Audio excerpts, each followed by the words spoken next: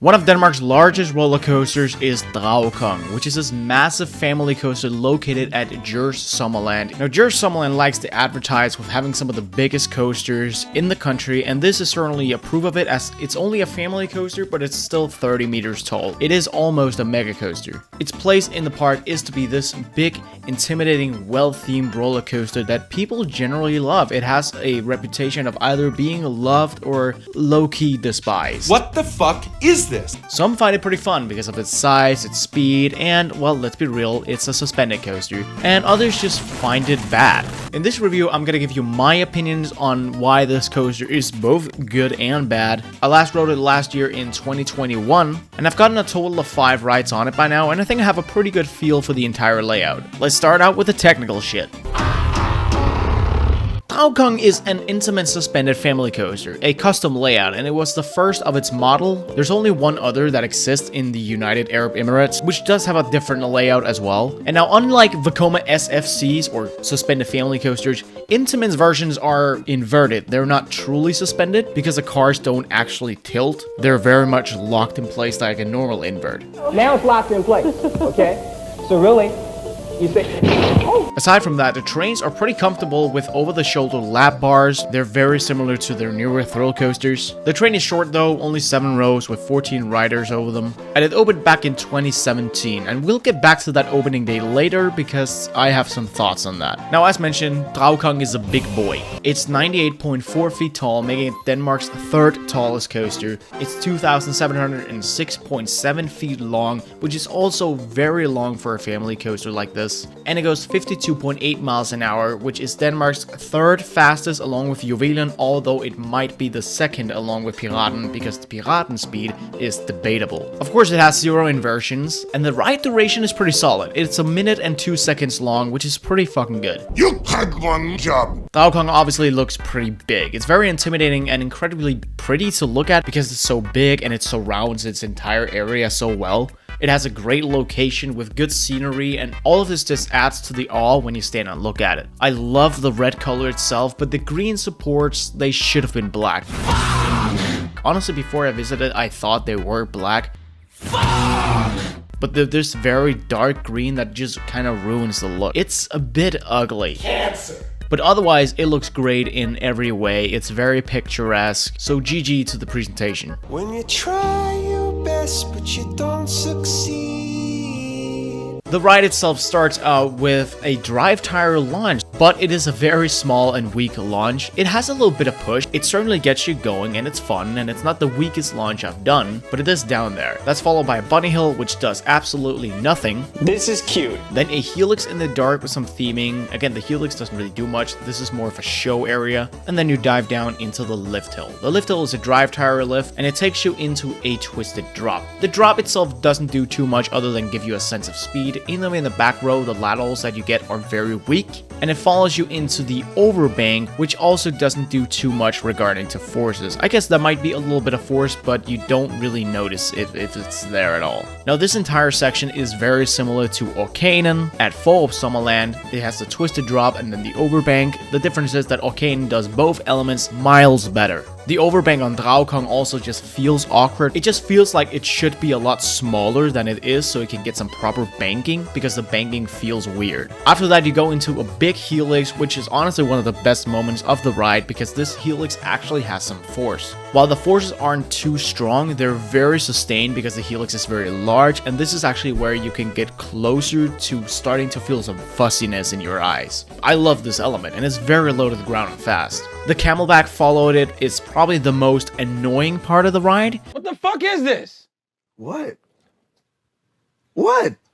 What the fuck is this? This is garbage. It's beautiful. It's so big and you lose so much speed doing it. There's no force here and it just kills the speed for the rest of the ride. It's kind of the same with the overbank. It's a waste of an element. After that, a twisted bunny hills, which on a very good and hot day can give you some very weak floater, but it's gonna be some of the weakest airtime you've experienced. But it does have a bit of laterals, which is nice. The turn here doesn't necessarily do too much. I guess very weak force, but that's it. The drop here does nothing, and then you have have an overbank, which is fun, goes over the building, which is really cool, but again, doesn't necessarily do too much. Then you have this funky part here with the little hops. This is pretty fun and gives very mild floater. Again, it is super weak, but it is pretty fun. Then you have a weak turn here, diving down into a 360-degree helix.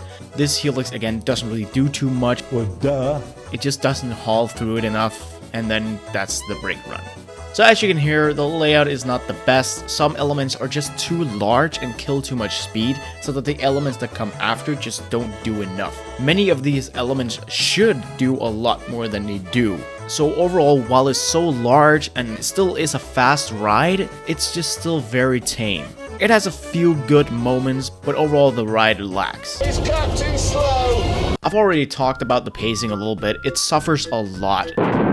Some of those elements are just too large and really kill the speed, and so there are several pacing killers on the ride. The overbank is too big, the camelback kills all speed, and by the time you get to the final helix, you've lost so much speed that it just feels like it shouldn't even be able to make it through sometimes. The pacing is bad, it's poorly designed. If it'd been faster, the layout might have been a lot better. You torment me! Another category which it really does not excel at. This should be a lot smoother than it is. As I said earlier, it opened in 2017, so it's only 5 years old. It's a new gen Intamin as well, so obviously it should be smooth with maybe a slight rattle, but that's it. No, this isn't just rattly, it's borderline rough. When I wrote it in 2019, it was very rattly. It was kind of fun, but obviously it shouldn't be as rattly as it was. And then just 2 years later in 2021, it was even worse. And it's really, really sad when it's such a big, new, popular ride that it just isn't made well enough to be smooth. It's far from it. And I still don't really understand how Intamin fucked up that much.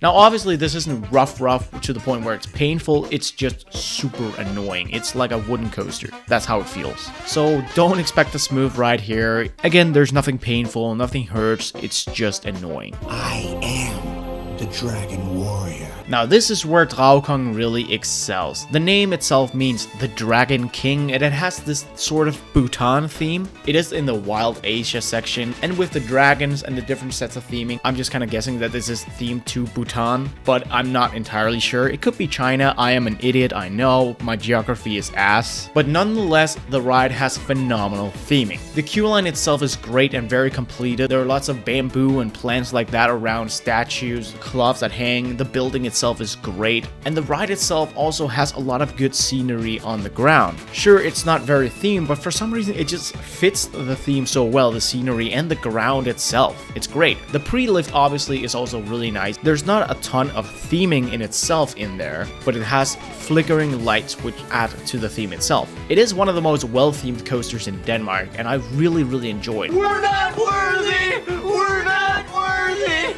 We're not worthy! It does feel more like riding an international coaster because of the theming, and I'm gonna give big kudos for it. I'm not a fucking driller! I'm not a driller! For being as big as it is, and for the overhyped advertisement it gets, it's a big disappointment. That being said, it's still fun because it's big, it has some decent elements, it has great theming, and I'm gonna hate myself for saying this, but it's a dangling coaster. It actually kind of adds to it. It still manages to be iconic, and the general public actually seems to really like it. I can't help but see it as Orkanen's inferior Asian copy. You're weak. I'm you. Oh! And while it has a lot of problems, it's still fun at the end. It's one of those coasters where I can say a lot more negative things than positive things about it, but for some reason when I ride it, I still come off it with a smile and I had a lot of fun, because it feels fast and it feels big, and that just does some things, especially when some of the elements are still pretty good and it's so low to the ground as well. So for a final rating, I'm gonna give it a 6 out of 10 for a coaster overall. Had it been for a family coaster, I might have given it a 7 or maybe even an 8 out of 10, but it's a pretty decent ride. I like it more than I should. Others freaking love it, others absolutely despise it. Intamin really needs to improve the model. I hope the one at Warner Bros. World is better regarding execution. And while I have been very, very negative in this review, don't get me wrong, it's still a fun ride and it's still good overall. It does what it needs to do, somewhat. So I hope you guys enjoyed this review. Let me know what you think in the comments below or outside of the comments. I don't fucking know. Do you have any thoughts on this? And if you have done the one at Warner Bros., I really want to hear what you think about that as well. Otherwise, bye!